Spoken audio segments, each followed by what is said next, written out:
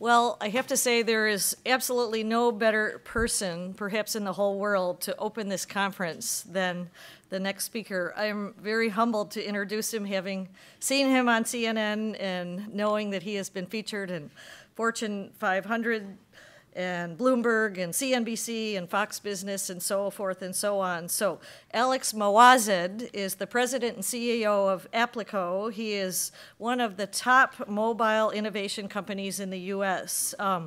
I love the story that at the age of 20, he used his personal credit card to fund the creation of the New York City Transit BlackBerry application that quickly became one of the nation's top-selling travel applications. I remember my son was working for EDF at that time, and he used it. He loved it. So I have firsthand information about how great that was.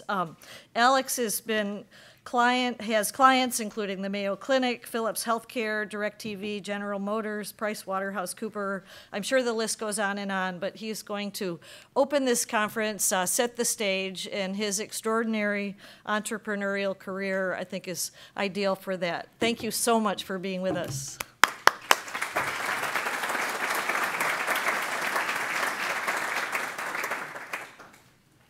Do you have Yeah, some stuff on there. Let's see.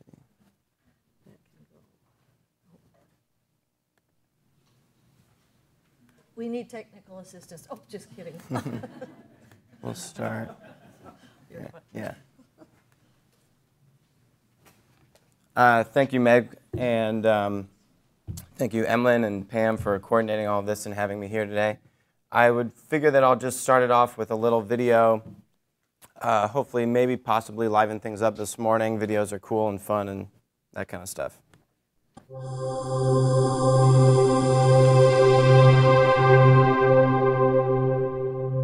Can you hear me now? Talking mobile, Alex Moazed is the founder, president, and CEO of Applico.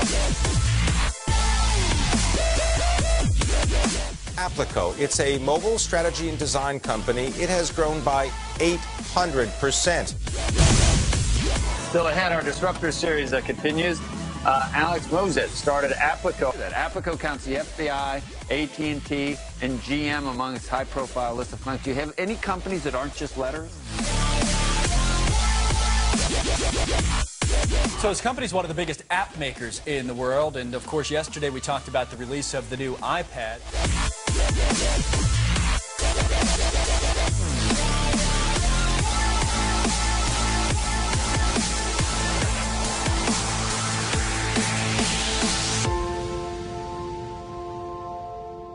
So that's a little bit about the company that I've been building for almost 5 years now.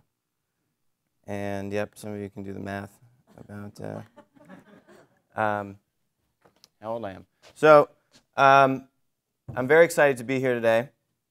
And has anyone seen these images before or know what this is? So a few folks. So this was 2005 with the introduction of the Pope.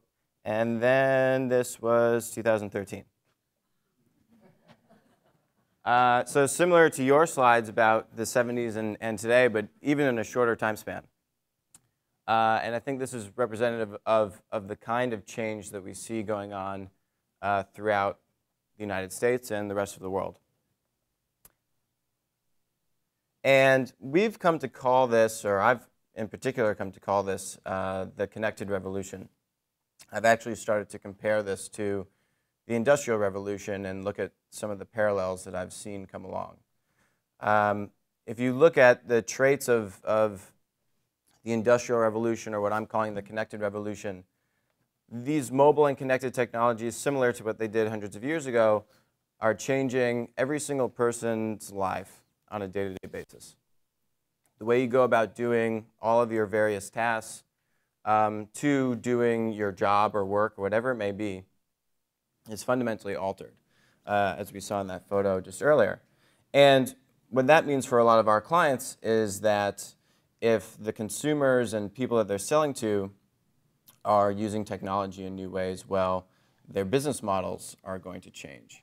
And the business models that have remained relatively stable or stagnant, depending upon what definition you want to use, have remained unchanged for years, if not decades.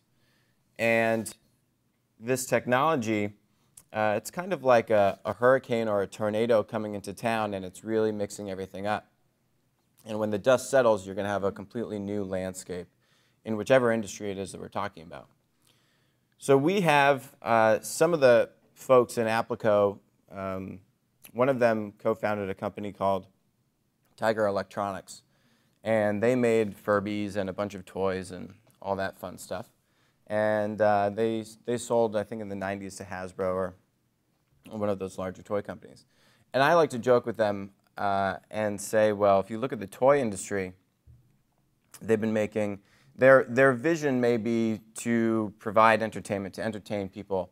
And they've been doing that through a lot of physical toys over many, many years. Board games, action figures, plush, all that stuff. But then there are these things called video games that came out. And then most recently, there are these things called mobile app games. And the interesting thing is that if the toy industry had viewed themselves as a technology entity, as they had said, all right, I'm gonna take our vision of entertaining people, providing value through these fun means, but it's not just going to be restricted to a toy or a board game or some physical good. I'm going to branch that into technology. Maybe they would have started to make video games. Maybe they would have missed that wave, but then said, well, maybe I'll make mobile app games. And as a little bit of a reference point, the entire toy industry generates about $20 billion in revenue every year. In 2015, it's estimated that the mobile app gaming industry will generate $15 billion in revenue. So in just a few years, you have a new industry that wasn't around 10 years ago, almost rivaling the entire size of the toy industry. And I think that's reflective of the kind of change that it is we're talking about. And obviously, hindsight's 20/20, but they're in the company, so I get to make fun of them about this stuff. And another fun example is that, what was the game? Words with Friends. Has anyone played Words with Friends here? That game is very similar to Scrabble, was licensed by, I think Hasbro is the company that owns Scrabble. So they licensed Words with Friends to make a board game out of Words with Friends. Instead of making Words with Friends, or Scrabble, the Scrabble version of Words with Friends, they made the board game of Words with Friends. And I think that's reflective of the kind of change that it is we're talking about here. Is they're continuing to go down that business model of theirs, but not truly embracing technology. So here you've got a little scatter plot of some of the other industries. Publishing, we've seen that. Educational technology is a really big one. And right now, we're really right in the middle of a lot of things going on with entertainment. Healthcare is close on the horizon. There are a lot of really interesting things happening there. And then you have a number of retail, consumer electronics, finance, mobile payments. All these things are going to really start to open up and be ripe for some disruption. So the story of Applico is that we started a few years ago and we said, we want to build the best apps possible. We started to do that, and as we started to dig deeper in working with our clients, we realized that just by having the resources to build apps purely from a design and development standpoint really wasn't enough. And what we realized was, as you saw with that connected revolution, what that really means is the environment is changing. There's a tectonic shift going on in those industries. And in order for us to build the best app or product possible for our clients, we really weren't even able to go and do that. And that was representative of some larger issues or changes that need to come about. What that means is when you have this environment shifting, building an app which is along the same lines of the current vision or strategy for that client really isn't the best app that you can make, because that vision or mission or strategy is outdated and needs to be revised in the context of the new environment. And then, simply by adding a strategy department, doesn't allow you to go and affect that change in the organization, because most of the time, unless you're doing the strategy directly with the CEO, you don't have a centralized mobile command center or something of the sort which is going to look at the business holistically rather than on a compartmentalized basis, which is how organizations are set up. I have my engineering department, my IT department, my product department. And so if they're paying you to go and do a strategy, well, your strategy is probably going to be somewhat confined to their directive within, say, engineering or the product department, but not really looking at that business holistically. So if you want to look at the business holistically, you really just kind of need to go and do it, whether or not that was really what you were paid to do or signed up to do. And as you start to do that, what you see is, well, if I'm looking at the vision of this business over the next 5, 10 years, a lot of things need to change.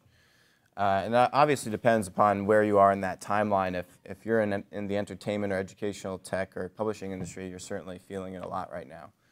But as you do that, you see, okay, environment's changing. We need to realign that strategy, that 5, 10-year vision for the company. That conceptual vision, right? Toy company. I'm going to provide value and entertainment to people everywhere. The strategy in which I make that happen can change, though. So instead of physical goods, it's now using tech and mobile app games and all those kinds of things, right? But that's a shift in that strategy. That's a very different way of looking at how you're going to go about doing business. And then the next place that filters down is from the organizational construct of that business. Is to say, well, now if you have a revised vision and strategy for how you're going to make this new alignment a reality, you probably need to set up your teams differently and put people in a position to succeed rather than fail. And if you're set up along these traditional organizational constructs, those aren't reflective of this new connected environment. So ultimately, long story short, what that means is we had to not just have strategy and implementation, but as well as a consulting and change management practice to say, well, we're going to come in here and look at what that long-term vision and strategy is for the business, but then also be able to look at how that affects the organization, and then have the resources there to truly affect change within the organization with change management, and then to actually go and execute that vision with design and development. And so that's what we've been building, and it's all gone along that path of saying, we want to build the best apps possible. And then as we dug deeper, we saw these other little things that needed to change in order to actually execute upon that promise. Where this has led us is to say that this shift with technology, you ultimately, to have a long-term benefit within these companies, is you want this innovative culture, right? There was Google's SVP of people, a guy named Laszlo Bach, very bright guy, very cool guy. He talks about how people will call him up and say, hey, Laszlo, we want an innovative culture. Google has an innovative culture. How do we do that? And they say, but we don't have the budget for all those free lunches and all those cool little like napping nooks and all those kinds of things. And he says, well, actually, it's really not about that stuff. That stuff's nice, don't get me wrong, and it's a nice hook, and we want to appreciate our people. But fundamentally, there's a different paradigm shift in terms of how we are trying to get this innovative culture in Google, the types of people that we want in the organization, and the way that we enable them to innovate. So when I was saying earlier was that organizational construct. This stuff doesn't work if you just go and say, all right, we're going to go do this, and I'm going to create this task force, and boom, we're centralizing all these mobile activities, and you've got 10,000 people in the company, but 50 people are going to drive this, and cool, let's go do it. The idea is this technology is something which is affecting not just one department or those 50 people, but the entire organization. And the entire organization has the opportunity to innovate. There are different forms of innovation, right? You can have disruptive innovation on one end of the spectrum, and you can have incremental innovation on the other end of the spectrum. But how do you find that balance? And that obviously depends upon the company and culture and all those kinds of things. but how do you enable everyone, whether they're on the front lines or up, in the corporate management structure, to enable them to realize true change with these technologies? And that's a really difficult thing to bring about, and that's what's touching upon this need to foster this innovative culture through these mobile and connected technologies. That's the true power, that true long-term power for these organizations to say, am I going to be successful over the long term? Sure, we could go in there and say, yeah, we're going to make you this great product. It's going to do all this cool stuff. We're going to change your business model around, and here you go. But if you're not cultivating this environment within the organization, it's really going to do no good over the long term. And that's the really difficult stuff to solve. And that's some of where our path has taken us to realize these things as we've dug deeper into the clients that we work with.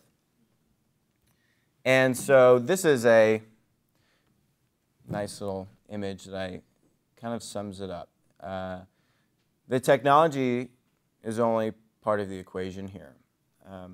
How the technology interfaces and is aligned with the organizational construct, that's really the hard part about this. We can all say, yeah, you can use mobile and all these technologies to go do X, Y, and Z, but how from an organization, because that's really what we have. We have these entities, and whether or not it's a government entity or a private entity, it's still the same. You still have a body of people that are there, hopefully, to achieve a similar mission and vision. And how is everyone working and coming together to embrace and innovate through these new technologies? And that's a cultural shift, not a technological shift. That truly is a cultural shift. I call it cultural innovation. But that's really the hard part here, is to bring those two things together. And the ones that can do it more successfully and find that right balance for that each individual organization, then they will be better set up for the future, for the next 5, 10 years, whatever it may be, to really leverage the opportunity that mobile and connected technologies present to every organization. So that's been my quest over the past 4 or 5 years now.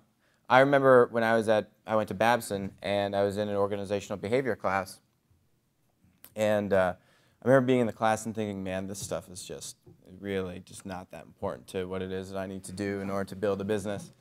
And let me just go focus on this other stuff, technology, and let me get in there. And what's funny is now I think back on that and I say, well, that's really all I do. That's all I do in my company. We've got about 75 people now, and I'm really just a big manager, sometimes even a father figure to the people that work in the company. It's kind of funny some of these days to think, wow, I did not think I'd be doing this right now. But that's how life has played out its course for us over at Applico. But that's really, it's people. And you wouldn't think that the mobile tech guy is up here talking about people, but that's really what it is that I'm saying, is the technology is important. But at the end of the day, it's going to come down to people. Until it's, 2045, and Ray Kurzweil's whole singularity thing comes to life, and we're all just machines. But for at least the next 30 years, people. So with that, I'm really excited for what it is that we have today. There are a lot of great sessions lined up. This is some of the things that I've been seeing in my world. We work with a lot of large private companies, like Meg was mentioning, but we've worked with some government organizations like NOAA and the FBI. And those are all different cultures and dynamics reflective of the environment that those organizations are a part of. So lots of great opportunity, lots of tough problems to solve, but all very exciting stuff. So thank you.